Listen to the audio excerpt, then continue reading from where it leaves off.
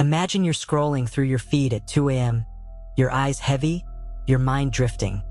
When a ping tears you awake, a message from someone you thought was gone forever, and suddenly every notification feels like a heartbeat in your throat, a pulse of dread you can't ignore. Hey, quick question. Ever had that friend who tags you in memes way too often? Well, imagine the memes are you. Buckle up, your Wi-Fi just got a lot more terrifying. Because tonight we're diving into 3 true Cyberstalker horror stories that unfold in the shadows of our screens. 3 digital nightmares that prove in the online realm nobody is ever truly safe. Before we begin, let's acknowledge one unsettling truth. Our lives are no longer confined to brick and mortar.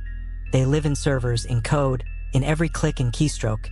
And for some, that's a playground for obsession, for terror, for control. Over the next 9 minutes, you'll meet Sarah, Jake, and Emma, 3 ordinary people with ordinary routines whose worlds were shattered by strangers hiding behind IP addresses and burner profiles. As you listen, remember to double-check your privacy settings, tighten your passwords, and keep your wits about you, because you never know who's watching.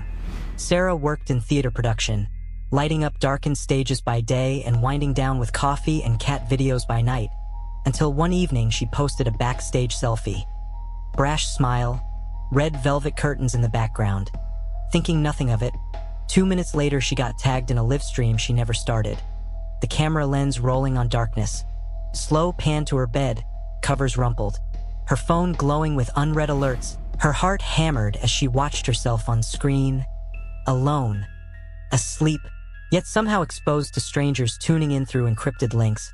He'd hacked her social media accounts, bounced across VPN servers in 3 countries, created 30 burner profiles to boost view counts, dropped cryptic comments like, "I'm here, miss me?" On her friends' posts, every notification felt like a footstep down a dark hallway, unseen but closing in. Sarah tried everything.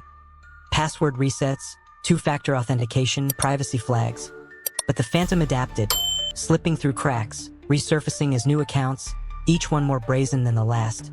She confided in the theater's IT guy, who traced the intrusions back to an IP block not 30 miles away. At midnight, they staged a stakeout outside her own apartment, camera in hand, as her stalker emerged from the shadows, face concealed beneath a hood, phone raised, leering into her living room. Window, police arrived seconds later, but the damage was done. Her sanctuary violated, her sense of safety erased with a click. How would you react if your own bedroom became a public stage?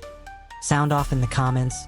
We'll lighten the mood in a second, but first, Jake was a graphic designer in Seattle, passionate about his art, devoted to his girlfriend, convinced that after their breakup he'd find closure, until the day he received the email. Subject line, "I have what you don't want anyone to see." He opened it with a grim sense of déjà vu and froze. A video 30 seconds long shot from an angle that made him wince, audio muted, yet the footage looked like him in a compromising situation. His blood ran cold. This was no glitch or prank. It was a deepfake engineered by a malicious AI, stitched together from hours of public live streams, tagged photos, and voice samples he never gave permission to use.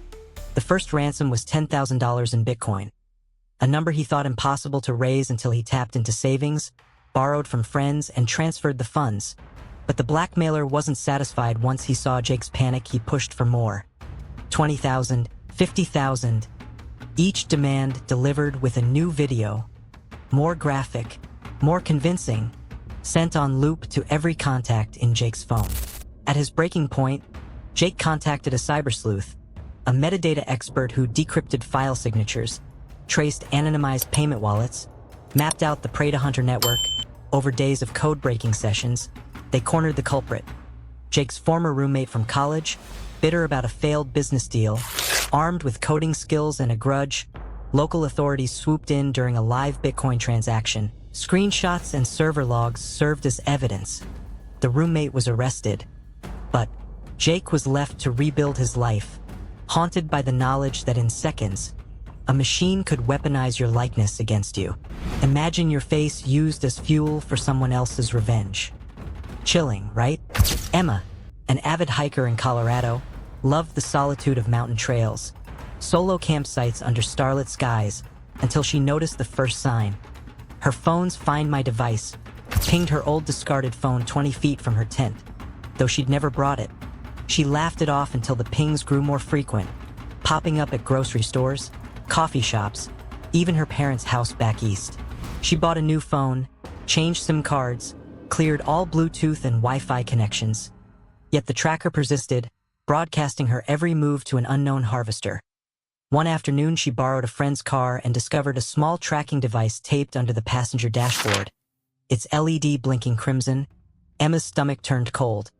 Whoever planted it had weekend-hopped across state lines, disciplined enough to swap the battery, conceal the signals in mesh networks, and track her through cell towers. In a final desperate gambit, Emma created a digital decoy, fictitious sleepover coordinates at an abandoned warehouse on the outskirts of Denver, and waited.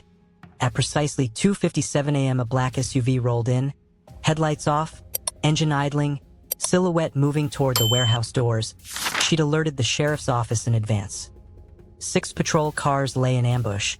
The stalker emerged, bleary-eyed, phone in hand, expecting an empty lot only to be met with flashing lights and handcuffs. Emma's relief was profound, but the lesson lingered. Your phone isn't just your lifeline. It can become your prison. Would you notice if someone slipped a tracker on your car? Let me know below. These aren't sensational urban legends. They're modern horrors unfolding in real time in every DM, every password reset, every location ping. But you have tools to fight back. Fortify your passwords. Use a trusted manager. Avoid birthdays or password 123. Mix letters, numbers, symbols. Make it uncrackable. Activate 2-factor authentication everywhere. Text codes, authenticator apps, hardware keys, double locks for your digital doors. Audit your privacy settings monthly. Check which apps have microphone or location access. Revoke everything non-essential. Inspect your vehicle for hidden trackers. Glove box, undercarriage, will wells. If it's not yours, it's a threat. Think of this as spring cleaning for your digital soul. A ritual to reclaim your peace of mind, your sense of safety. Every click, every share, every thumbs up can become a breadcrumb on a path that someone else can follow. If these stories chilled you to the bone, hit that like button, subscribe for more true terror, and ring the bell so you never miss an upload. Share in the comments which tale haunted you most, or tell us your own digital horror story, because awareness is our best defense, and together, we can shine a light into the darkest corners of the internet. Until next time, stay vigilant, stay curious, and above all, stay safe online. You never know who's watching.